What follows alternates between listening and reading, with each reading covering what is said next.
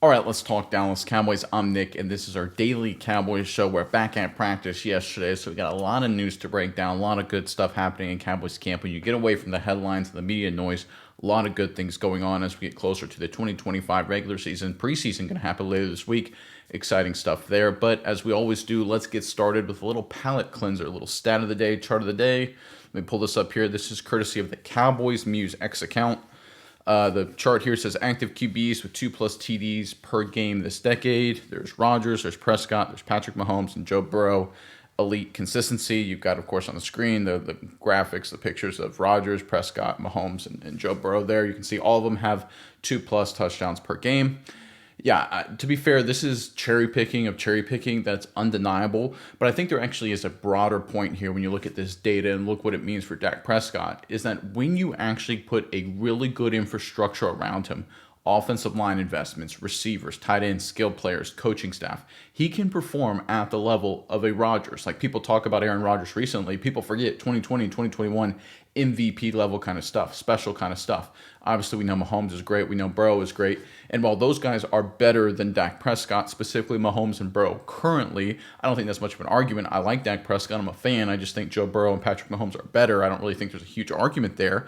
But if you look at the infrastructure around Prescott, if you get it up to a certain level, he can be at their level. He's not good enough by himself, but with the right players and the right playmakers, his performance can elevate to the level of a Burrow and Mahomes. And if you look at what Dallas has done this offseason, more investments in the offensive line. You look at Booker, of course, bringing in the Clayton Adams and his entire staff to correct some of the flaws they had in terms of their strategy last year. Obviously, promoting Schottenheimer to head coach, signing Ferguson, a guy that, even though he had a disappointing 24 campaign, Prescott really likes. Of course, you bring in Pickens, reemphasize CeeDee Lamb, make Turpin sort of a Weapon X playmaker, draft Jaden Blue. Right across the board, they've been doing a great job giving Dak Prescott the infrastructure he needs to return to elite form like we saw in 2023.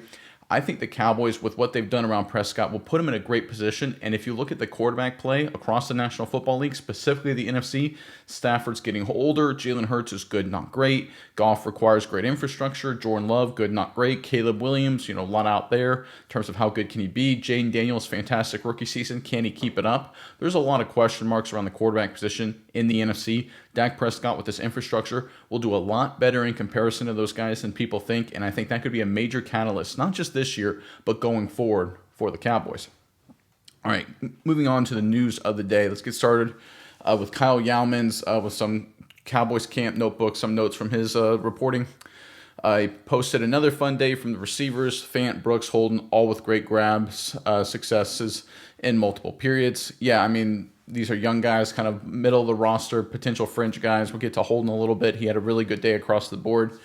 I'm not surprised to see receivers do well. It's one of those positions in training camp just because, you're not going to get a lot of contact. It's just kind of those deals. You're going to look better than you would maybe in a regular season game or in a preseason game, 7-on-7, 1-on-1s. There's no pressure on the quarterback. So receivers tend to look a little bit better in camp than they otherwise normally would, but still a good sign that guys are making plays. That's always good. Toya with more rotation as a one technique with the ones. One technique, for anyone who isn't familiar, is essentially nose guard, which on the outside shoulder of the center, head up on the center. So a zero technique would be a traditional head up nose. A one technique is on either shoulder of the center. So Toya getting reps essentially in that nose guard position, interior defensive tackle position, run stuffing position, with the first string continuing there. That's a theme we've seen all camp. Looks like the Cowboys are really high on him being a contributor early on the season. I don't know if that's a good or a bad thing, depending on how you want to look at it, but from Toya's perspective, it's certainly good. Keeman Hall spent the whole day working as first-team slot corner. Yeah, we've talked about the Cowboys. They've kind of had a dual approach here where some days Deron Bland is the first string slot. Sometimes they keep Bland. Some days they keep Bland on the outside. Here they have Keeman Hall in the slot. So right now it looks like the way things are going, it'll be Brand and Elam as your two outside guys, and Keeman Hall as the starting slot guy week one. But we'll have to see how things shake out. A lot of football still to go there. Exciting news, this next bullet point. Phil Maffa showing up, just like Shadi said. Phil Maffa, I think, has the potential to be a short yardage, red zone, goal line machine for Dallas out of Clemson. I think if he starts to make plays, he'll find himself on this roster. Really excited to see him starting to make plays, understand the offense better. Dak was efficient and easygoing in red zone. That's kind of hard to judge in training camp. Communication, the secondary was hit or miss at times. That's what injuries do, and that's really the concern when you have all these different rotations at the cornerback position. You're running different zone coverage, communication, handing off route combinations, things like that. Certainly in the red zone, it's critically important, but really across the field, it's important. I think that's going to be the biggest concern I have for Dallas. And the earlier they can nail down their cornerback team to get the season going before guys like Diggs and Revel return healthy, I think they'll be really important so they can iron out these communication issues. Like I said, I would bet right now Hall is going to be the starting slot. You're going to Bland and Elam on the outside. And once they get that nailed down, I think we'll see a lot of these communication issues resolve themselves. Pass rush was lethal on the outside. No surprise there. They've been good all camp. Inside was less impressive in pass rush, but good against run game. Hey, listen, we'll take that, right? I mean, if Dallas can be better against the run game inside, even if they're a little worse in pass rush, you're good enough as a pass rushing team already with Ezeraku, Williams, Fowler, Parsons when he comes back, of course, Nealon taking a year or two leap. So I think right now the most important thing for Dallas is to get better at stopping the run. So I'll certainly take an improved run defense from a defensive line perspective. Energy was ramped up even more. It was a physical session, maybe to get ready for tomorrow. As we start getting closer to those joint practices and preseason game with the Los Angeles Rams, sort of, kind of. I think a lot of times what happens as you get familiar with the mental side of the game, right? You've had a week or plus of installs. Everyone, first string to third string, kind of knows the plays, know the offense, defense, at least enough to execute at full speed, right? A lot of these new guys, they've learning parts of it, but they're still working together. So you're almost working at 90%, 80%, 95% as you're just trying to get the timing right, the scheme right. Now that you've had a lot of reps, you've had a lot of meetings, everyone's now on a pretty good footing when it comes to knowing the offense and the defense. And when you play fast, you play physical, I think that's a sign of an indication right there. I don't think it has anything really to do with what's coming up. I think it's just a sign that this new Cowboys scheme, Eberflus on defense, Schottenheimer, Adams on offense, is finally kind of been trickled down and integrated with all the players, which of course is a good sign. All right, continuing to move down into the news. This is courtesy of Patrick Walker at Voice of the Star. He responded to a post by Matt Owen saying, "I'm more impressed with Damone Clark on this rep. Would have likely been a nice tackle for loss in live contact." Walker then responded, "Hands down, this is the best camp of Damone Clark's career. In my opinion, it's clicking for him under Flus. He and I had an off-the-record convo about it yesterday. His whole aura is different." So it's very interesting. So we talked a few days ago about Maris Leofau getting better, smarter, kind of becoming a more complete player, year 2 leap for him. We talked about rookie Shamar James starting to make some plays. We talked about Sanborn kind of fitting in nicely, doing some good stuff there. And now we're hearing stuff about Damone Clark. I think what we're seeing here is the Eberflus effect. Eberflus is a great linebackers coach. That's kind of how he made his money as a coach, as a position coach, was being really good at coaching linebackers.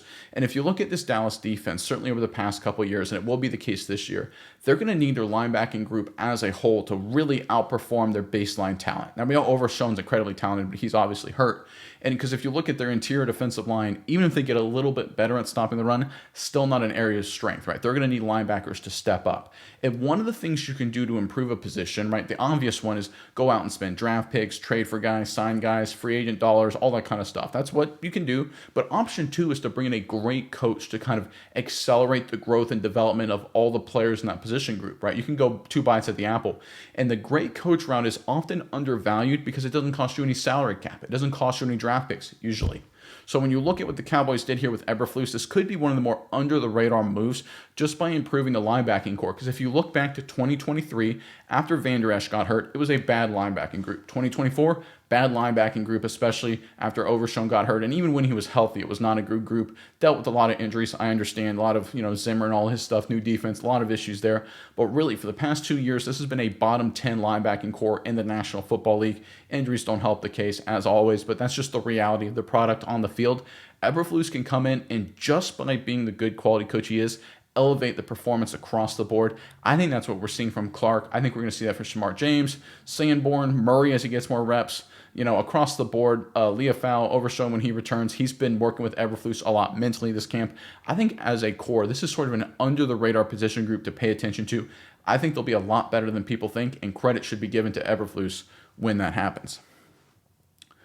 All right, moving down the stories here. Going back to wide receivers, this is courtesy of Nick Harris at the Fort Worth Star-Telegram. Great follow on X if you're looking to follow someone with Cowboys news. He posted great day for Trayshawn Holden, the wide receiver. Back-to-back touchdown grabs and 7-on-7 red zone work.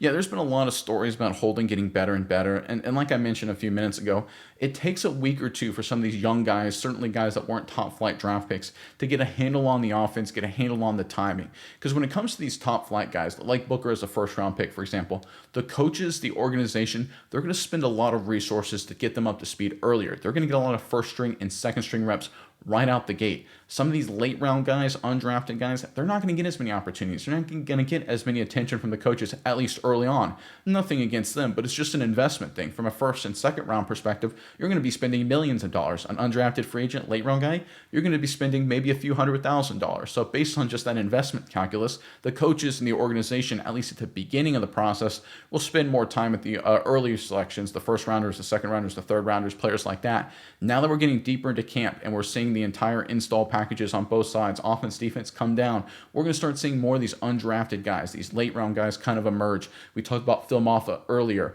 I think that's why this upcoming slate of preseason games is going to be so important. Once we get these guys in live action, I'm excited to see what Holden does. It's a very deep receiving room, obviously. I mean, you look at Turpin, the Weapon X, Lamb Pickens, 1-2. Tolbert right now reportedly is still wide receiver 3, but Mingo is doing some great things. There's you look at, of course, Brooks, who's been around. He's a veteran. Across the board, this is a deep group. Holden's going to have to really make some plays, but if he continues to improve, there's a chance he could find himself on this roster, at the very least, a practice squad spot. All right, next report here. This is courtesy of the Dallas Morning News, just sort of injury and playing time updates here. Defensive tackle Mazi Smith left practice with an undisclosed injury. Left guard Tyler Smith knee was limited in practice. Schottenheimer said safety Wanye Thomas will miss another week of practice. Tight end Brevin Spanford, right ankle, could have a protective boot removed later this week. Brock Hoffman got first-team reps at left guard for Smith before Mazi slept with an injury. Solomon Thomas and Oso Adigizua got work on the first team. The Cowboys are mixing and matching the cornerbacks, like I already mentioned. And Keeman Hall got work on the second team as the nickelback. He also got a lot of work with the first team as well, like I mentioned. Hall got a pass breakup in practice. Yeah, so I think I'm going to focus on that first sentence there. Mazi Smith left practice with an undisclosed injury. Talked about it a bunch of times. It feels like he's on his way out. It just does. And I don't know if he's going to get cut. I feel like he will. Maybe he'll just get benched. I think the reality is he hasn't made any flashes. There's been sort of a play here and a play there where like, hey, that wasn't half bad. But he hasn't done anything to show he's taken a big leap forward, right? And nothing against Mazi Smith. It just isn't working out. Look, I played college football and I went to college thinking I was going to do some great things, and I was essentially a bust. I did not work. I was a bench warmer my entire career. Not a good football player. So I understand where a guy in Mazi Smith, where his headspace is at. I've been there where you've been with a program and it just ain't clicking, right? It didn't click for me my entire career. I just wasn't very good in college. Didn't live up to my own expectations. Didn't live up to my team expectations, if I'm being totally honest. So I know where Mazi Smith's in. I've been in Mazi Smith's shoes without, of course, the much larger paycheck. But sometimes it just doesn't work. Sometimes it just doesn't click. And now we've got injury things, kind of perking up here.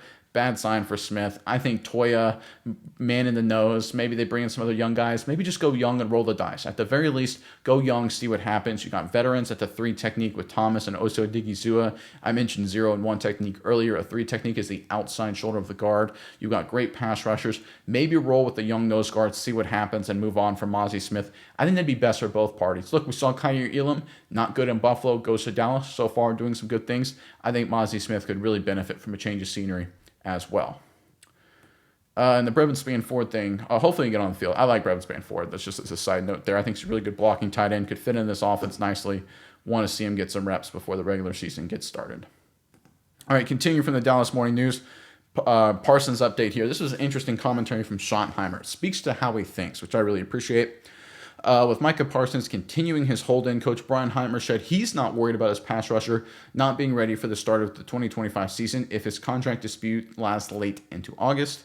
The only thing Schottenheimer is concerned about is the younger offensive tackles not getting reps against Parsons. I think the first one that jumps off the film is probably that challenging our young tackles, Schottenheimer said. Of course, you want to see Guyton and Micah last year, and then Tyler had the setback, talking about Guyton's injury, so he didn't get some reps against Micah Parsons. And going up against Terrence Steele, Nate Thomas, speed and all that, that's part of the competition that we talked about. So that's the first thing in terms of the scheme fit of moving Micah around and that stuff. We can get those things done in walkthroughs. Yeah, it's a really good point. And that's important to understand what practice does for the stars. Very little outside of really just scheme and timing. And to be totally honest, you can probably go through walkthroughs with Parsons and say, hey, listen, what we call this play, this is where you line up, this is what you're going to do, this is where this guy's going to go, this is where he's going to go, this is our checks. You can do all that in the film room, you can do all that in walkthroughs. You don't need Micah Parsons to play to get Parsons ready, right? What you would like to have Micah Parsons for is to elevate the talent level of the competition, right? To have these young tackles, and they're working against good guys, Ezeraku, Fowler, Nealand, Williams, right? These are, Houston, the addition, is doing some good things as well. I mean, you talk about a guy that could be just a veteran, nice piece just to have around if he can make the team, maybe as a practice squad guy. Definitely doing some good things. But when you look at what this offensive line needs, especially now that you've had some injuries, Nate Thomas, things like that coming into the fold for Guyton, you want some of these guys to get used to the speed, get some reps. Because as good as a guy like Fowler is, or Ezeraku is, or Williams can be, there's a lot of great pass rushers the Cowboys are going to face this season. Certainly week one with that great Eagles defensive line.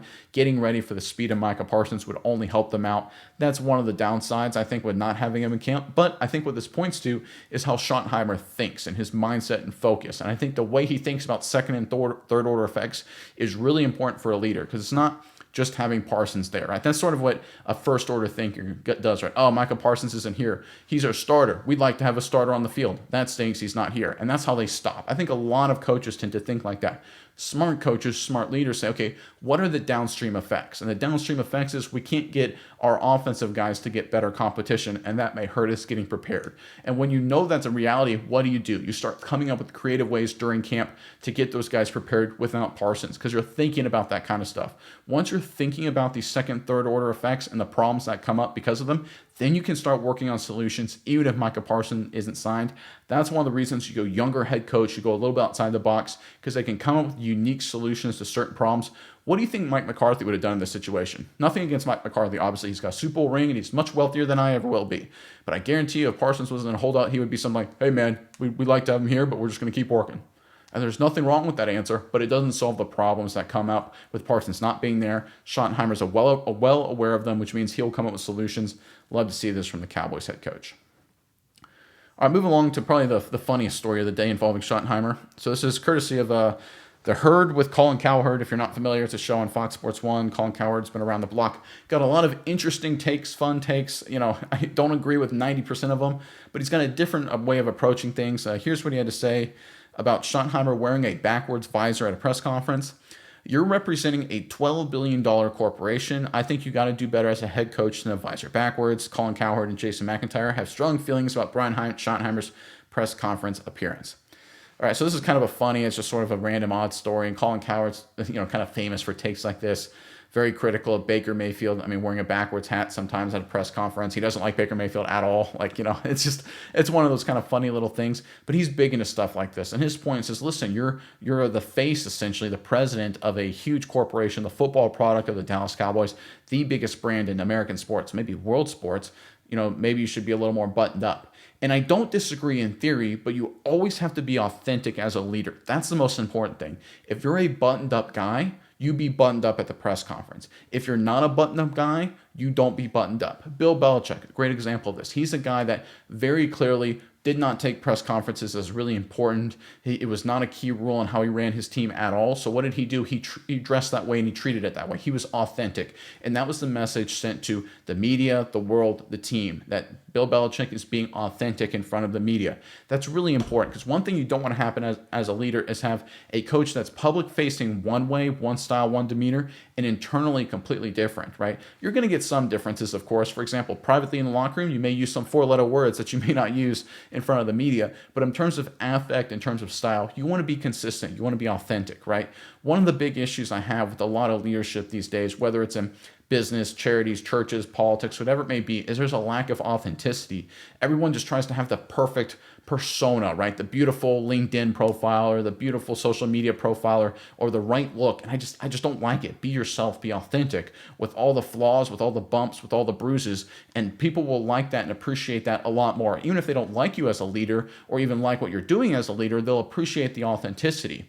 And I think that's what Schottenheimer is doing here. This is who he is, right? He is a sort of athletes guy. He came son of a coach, Marty Schottenheimer. He's been around football his entire life. He's more of a sort of relaxed in terms of that kind of guy, but very serious in terms of football. He's a high energy guy. That's the kind of camp he's brought to the Dallas Cowboys. Completely different demeanor than what you would expect from a guy that's buttoned up. If he shows up to a press conference, like there's different when he gets announced as head coach, of course, that's a formal event. But if he came to a press conference right after training camp and he was wearing, just like I am, wearing just like a polo or something like that, kind of relaxed in khakis or something, I'd be like, that's not who he is.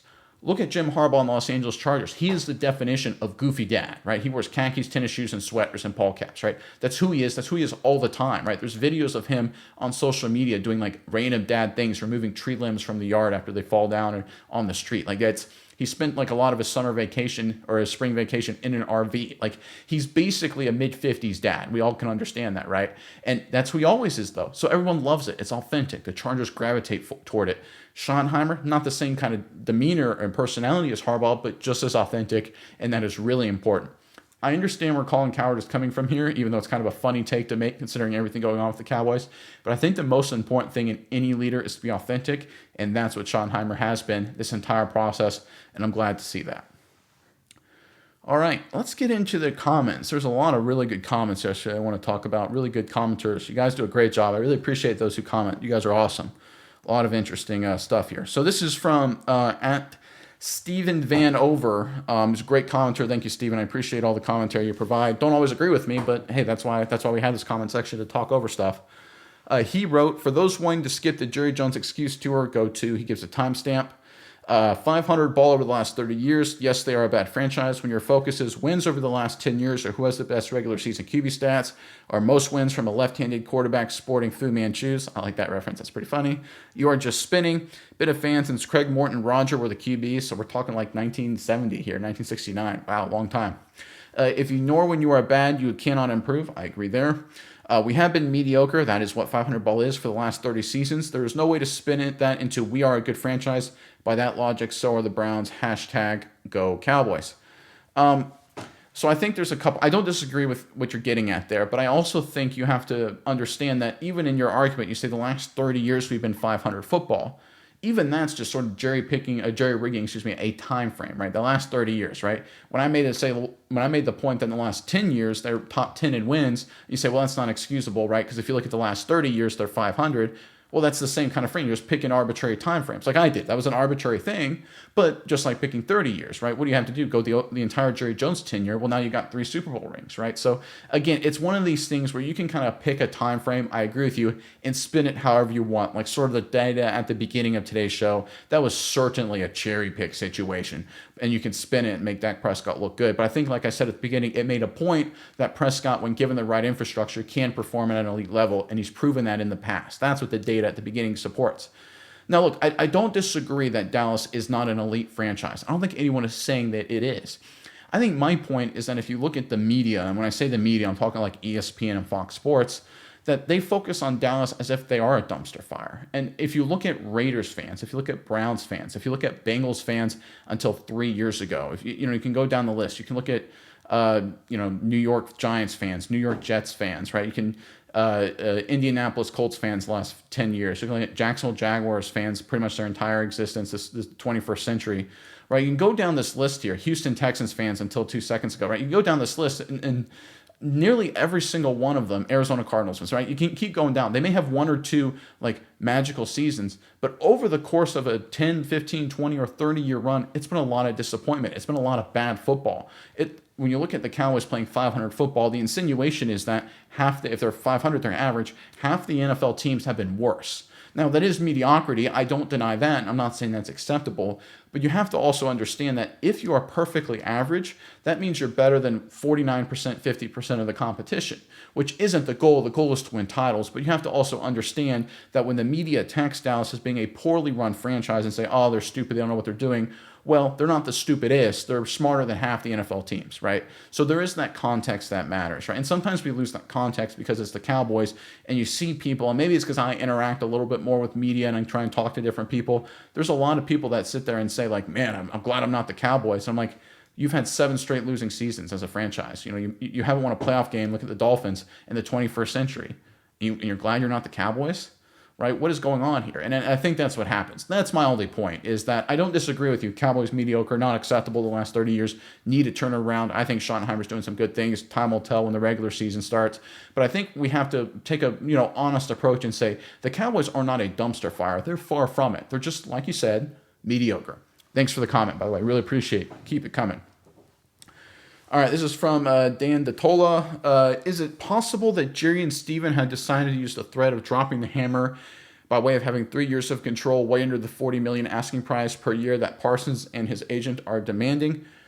I think they are, right? And then we have to say it. I think everyone knows it, right? It's sort of commonplace where the Cowboys obviously have Parsons under contract this year. They can franchise tag him the following year, and they can franchise tag him again the following year. And the average of all 3 of those years would end up being about $31 million per year, which would be, as you alluded to, significantly under the $40 million per year, probably plus now that the Parsons and his agent, David Mulligetta, are asking for.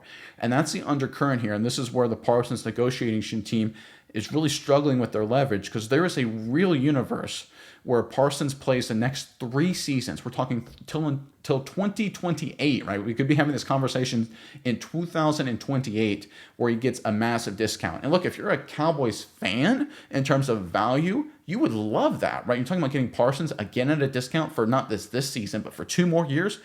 From just an objective fan perspective, that's awesome. A great player at a discount. So Parsons knows that. Parsons' camp knows that in terms of his agent. The Cowboys know that. I don't think it was specifically said because I don't think it's needed to. And I think that will be the driving force to getting a deal done. Because Parsons, he wants to play. He's at camp. He wants to get a deal done. He wants to be a Cowboy. Everyone knows this. The reality is going to, regardless of what's said on social media, deal's going to get done. It is this piece of leverage that you highlighted that's critically important. People keep forgetting this.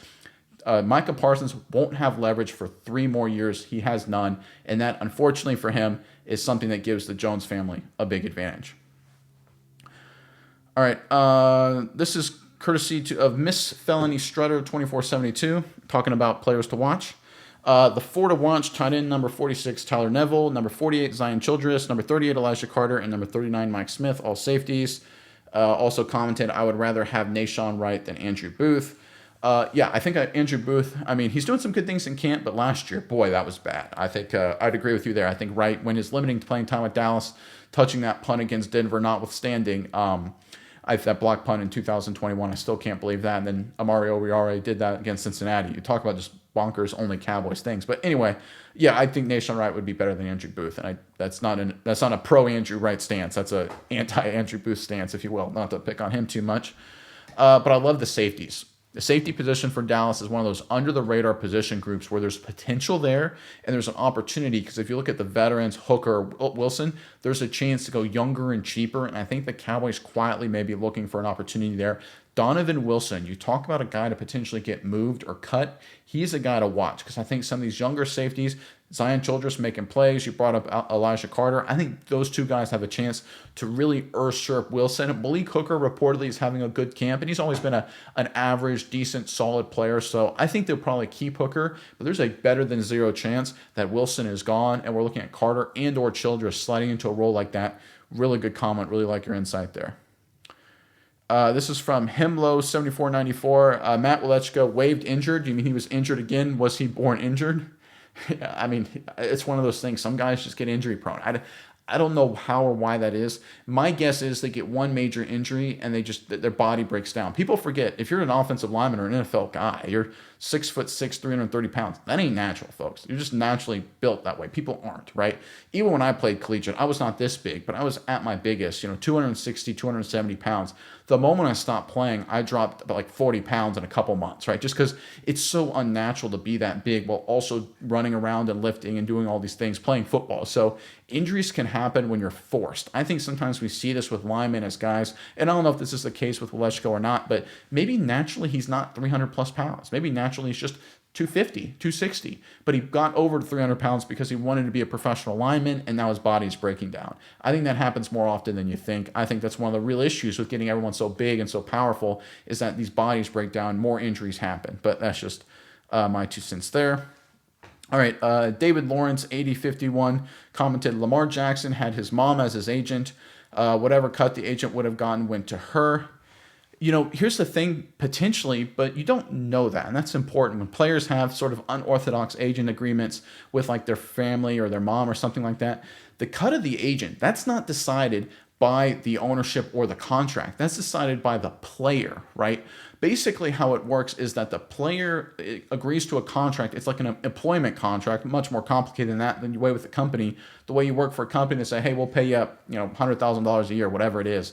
And they'll say, okay, and you agree to the salary and you sign it. The agent then goes on the back end and say, okay, we already agreed to deal that I get whatever percentage, 10% of your salary from anything from like this. And so it happens outside of the team. It happens outside of the player-owner, player-GM relationship. So when you see players use sort of unorthodox agency relationships, there's a better than zero chance that they're not getting nearly as much, a smaller cut, because that's a discussion between the player and the agent, or in this case, Lamar Jackson and his mother, who I'm sure Lamar Jackson is doing wonderful things already to take care of her, as he probably should, as we all should with our mothers. But it's important to understand that relationship dynamic between player and agent has nothing to do with the contract negotiations from a fee perspective between the team and the player. Completely different negotiation. That's why I'm in favor of the player negotiating with the team himself and using retainer agreements with legal services and CPA services, for cheap. It'll end up being cheaper in the long run if you give, let's say, Micah Parsons $1 million a retainer to a top lawyer in Dallas, $1 million to a top CPA firm. Let them handle the accounting and cash flow. Let the lawyer handle the protection and legalese, and you just handle the raw dollars and contract negotiations. You'll save money. You'll get more of what you want, and you'll be protected on the downside because you'll have professionals, the best, working for you. I think that's a structure we should be heading to. I hope to see more of that going forward in the National Football League. All right, that is the comments I'm going to hit on today. Please keep them coming. I really appreciate it. You guys are the best commenters. I mean, you guys have great insights, good thoughts. Really appreciate what you guys put in the comment section, so keep it going.